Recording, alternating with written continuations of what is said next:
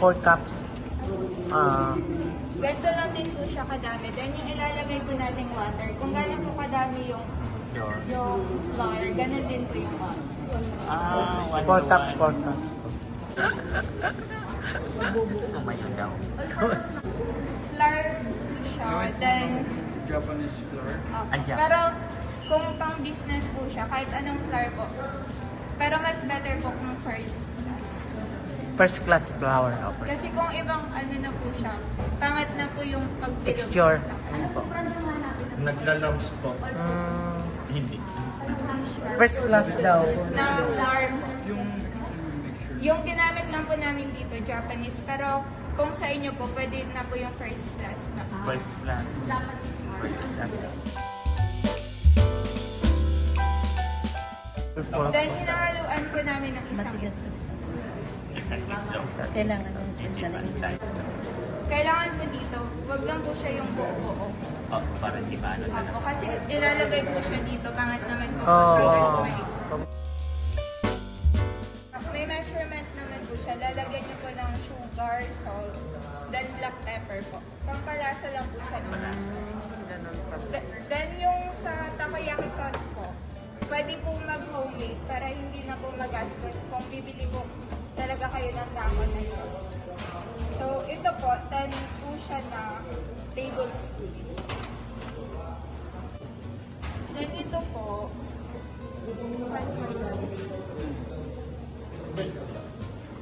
Bale, 1/4 po yung water na nilagay namin.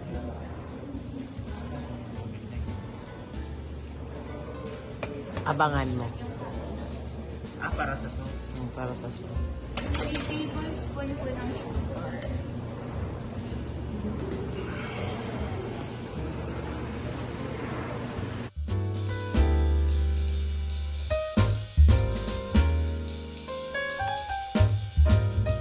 Ang sunod po, 4 tablespoon po ng soy sauce. Ito po yung pinili namin kasi ito po yung available. Pero kahit anong soy sauce po, Pwede. 4 po na tablespoon. Siyempre kung ano mo, times 2 mo yung ingredients. Kaya sa gumamit kayo sa the usual takoyaki, yung guys din ng mga cocktail. Opo. May healthier version, yun po yung banana. Ayan. Tapos ito pong butter, pwede niyo pong ilagay sa plastic na Yung pang sauce, pwede po sa ketchup, lagay ng ketchup. Oo nga. Wala po kasi available kaya yan.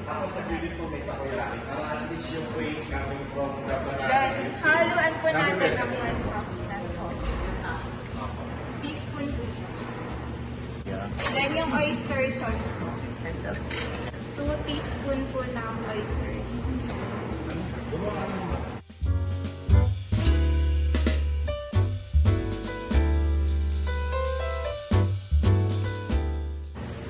Mama Bing. Pwede na ako mag-negosyo. Mama Bing.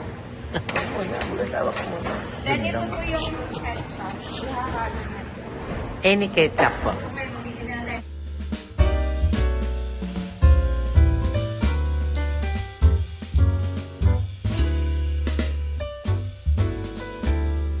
Ito po yung cornstarch po. Maglapot. Pampalapot na ano. Ang galing, talino ng mga estudyante. Una-una. Pampalapot. Ano pampalapot? Cornstarch. Spell mo. Basta yun na po, pampalapot na lang. Ay, kailangan niyo po siyang haluin kasi yung cornstarch po is mabigat.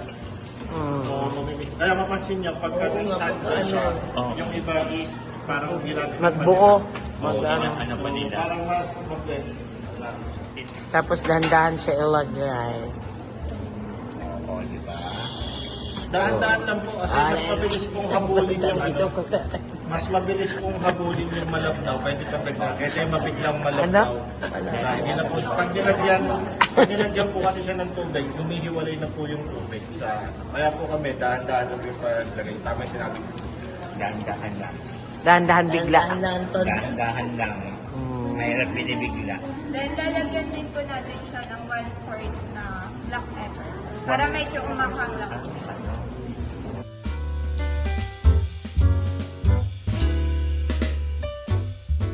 Diyan kayo mag-aano sa sauce kasi yun yung pang-paano talaga. Pampasarap. Pang-paulam. Yung banana peel, pinakuluan lang po namin siya then in-slice.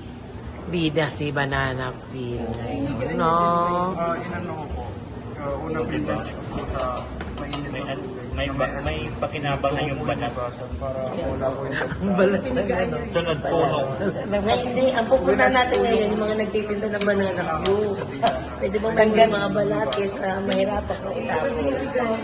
Kunin natin. Ikot. Sa palengke may nagtitinda ng banana. Pinipigan yung banat. Hmm? Pinipigan. Pinipigaan yan. Pipigaan. Pagkatapos pakuluan, pigaan. Pigaan. Oo. Sinasabi ko lang.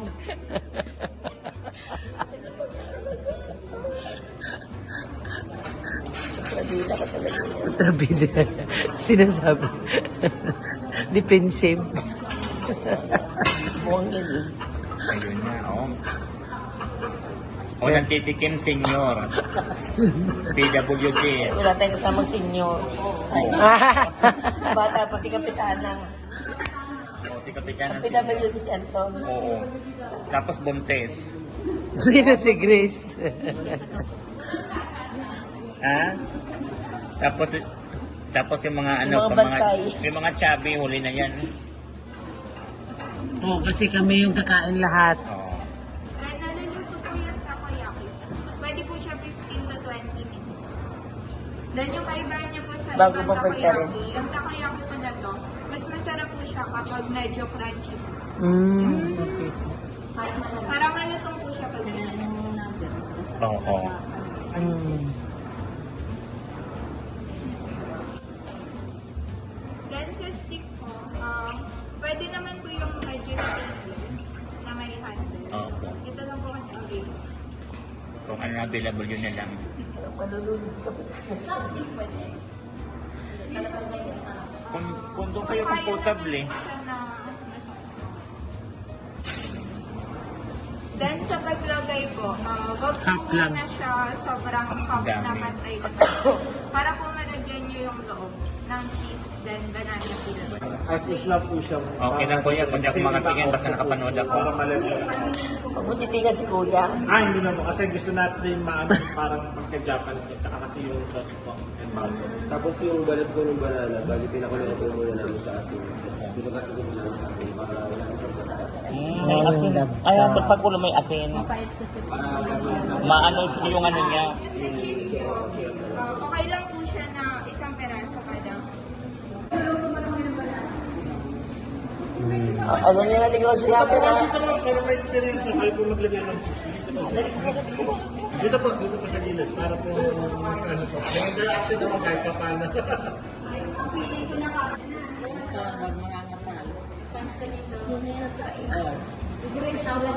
Oo, nanginginig ka rin eh.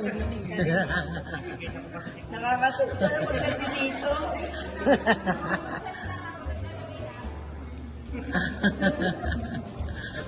Lagyan mo nga laway. Pampasarap. Kailangan mabilisan ito, ma'am. Yes po. Oo, kailangan mabilisan kaya nanigas na yung ano. Lutong-luto na kasi may hirapan na po kayo. So dapat po yung medyo kaya. Oo, ganun lang, oh, ganun lang, oh. Oo.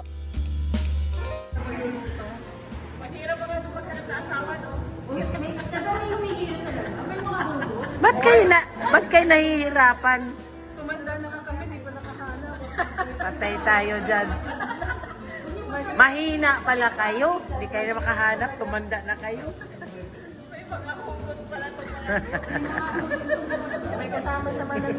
Hindi pag nagluluto daw, dapat may pagmamahal.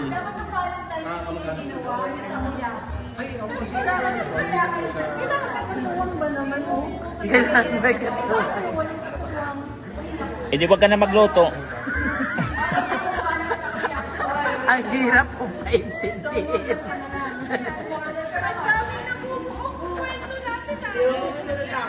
Bakit ba napakahirap sa inyo magluto kung walang katuwang? O, tingnan mo si ma'am.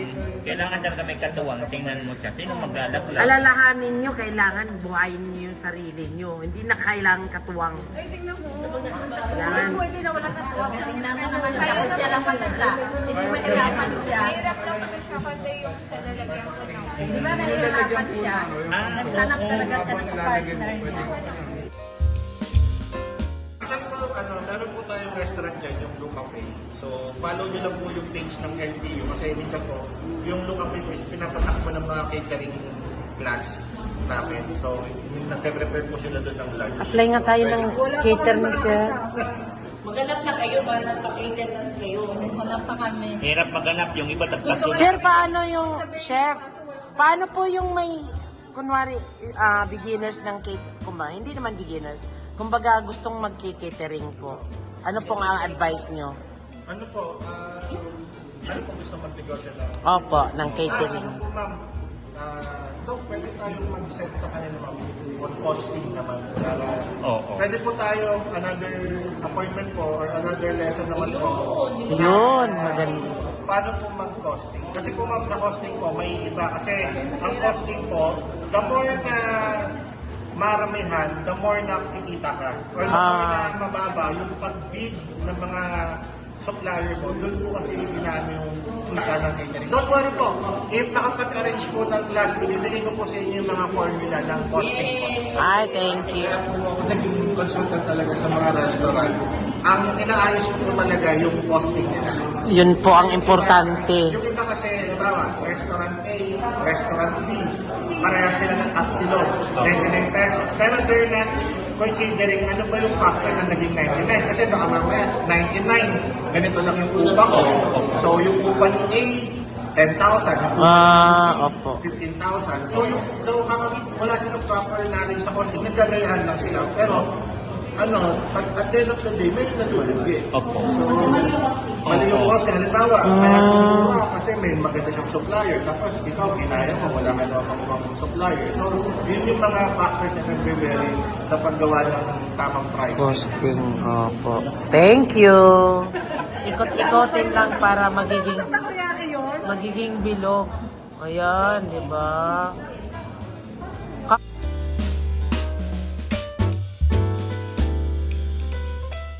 Luluto na kayo yan. Nabili kasi na po kayo. business na po namin to sa province. So, mabili po talaga siya. Kung halimbawa po ibibenta, magkano ang isa? Sa amin po kasi, 10 pesos lang po yung isang benta namin. Pero pagdating po kasi dito, 70 na po yung per pieces. Sa amin po 40 lang kasi province na po. Promise. Oh. Titingnan niyo po, magkano lang yung kilo ng flour. Then, pag binoon niyo po ito, pwede niyo po yung isang platter na ganyan, 700. Saka makikita kasi yung saging lang. Balat ng saging lang ang ingredients, di ba? Cheese. Oh. Yung cheese naman po, bali nakadalawang gawa na rin po kasi kami, isang malaki na po. Oo. Hindi ko po yung Medyo palamigin lang po natin kasi yung takoyaki sobrang init ng baka maluwag. Oo, lalo na yung gitna, banda.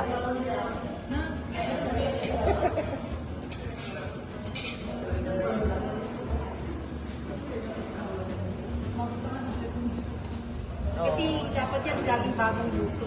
Oh, hindi ka pwedeng dyan. Okay lang din po na, di ba po ganito? Tapos kung wala pa naman pong bibili, okay lang po na kaya ganito yung kulay. Then init lang po kayo ng Oo nga eh.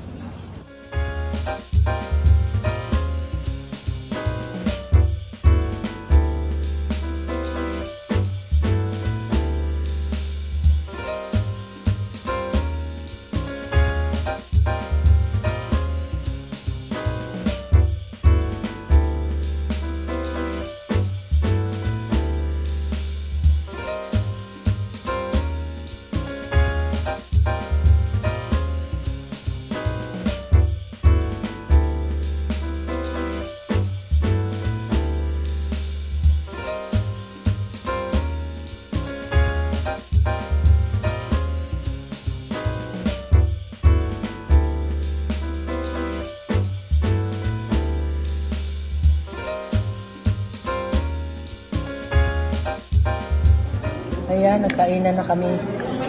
Ang sarap.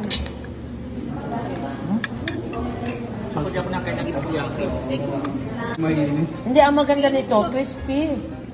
No? Lalo pag bagong luto. Chef, ang sarap. Patok na patok. 250 lang. Tawa, sarap pa oh. Magluto ka daw kay Dati Grace. Baka sa birthday ko na magluto ka. Pupunta sila. Thank you mga ate kuya. Thank you po. Mga chef, thank you. O pag-retender. Ito rin. Ano lang? Ay, babalik pa kayo bukas. So pagandahan yan. Nakatatlo ako. Dating talaga.